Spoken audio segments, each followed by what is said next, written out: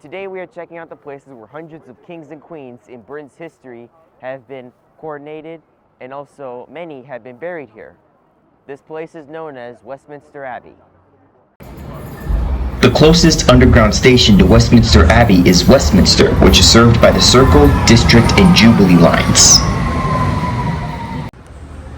The Westminster station is right next door to Westminster Abbey in the Houses of Parliament. A ticket to visit Westminster Abbey costs £29 for adults and £13 for children between the ages of 6 and 17. Admission is free for anyone 5 years old or younger. Westminster Abbey is London's most famous church, but it's not a cathedral itself. A cathedral is the main church of a diocese and the bishop's seat, symbolized by the Latin term cathedra, or bishop's chair. A church, on the other hand, is led by a priest or pastor and is considered a local place for worship. Westminster Abbey is huge. Several kings and queens have had their coronations here, and many have been buried here, with coronations dating all the way back to the year 1066. The most recent coronation to take place here was that of King Charles III and Camilla on May 6, 2023.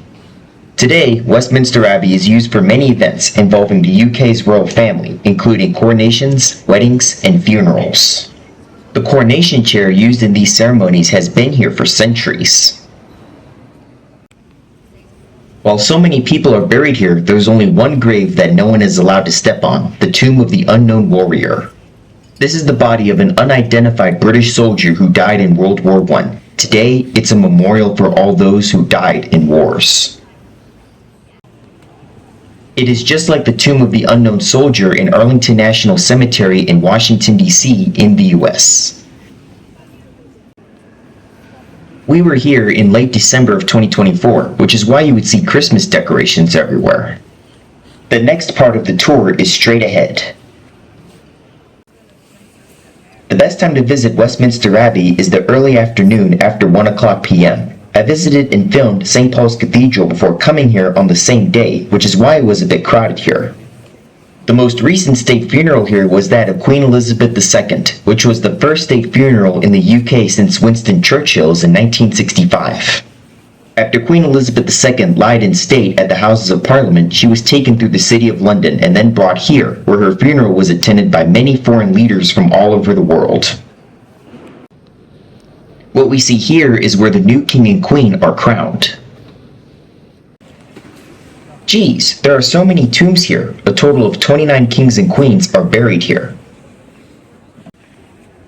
Besides royalty, Westminster Abbey is also the resting place for many saints, scientists, and soldiers.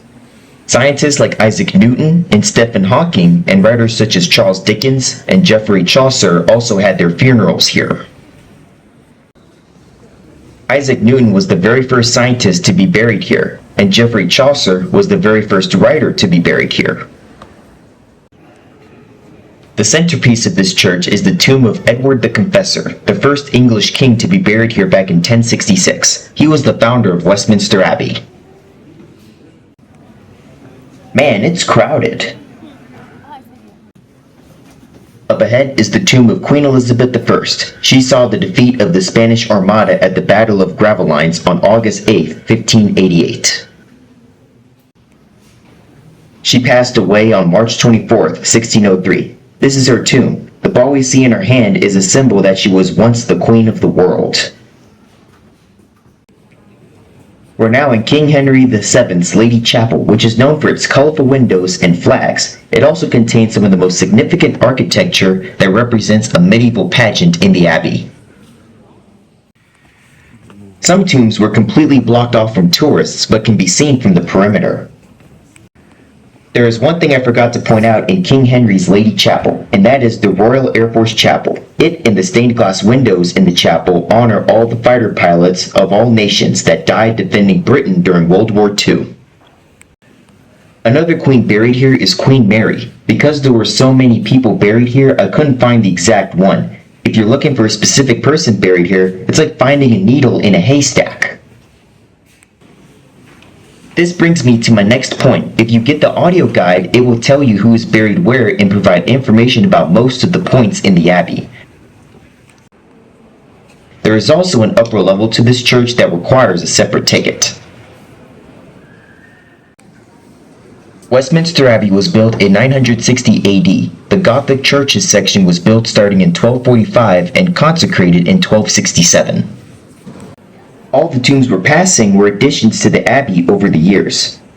And before we conclude this tour, some people who are buried here are marked on the floor, including Charles Dickens. If you enjoyed this video, please like, comment, and subscribe, and we'll see you again. Westminster Abbey is old but historic and is worth visiting as the religious heart of England. Thanks for watching.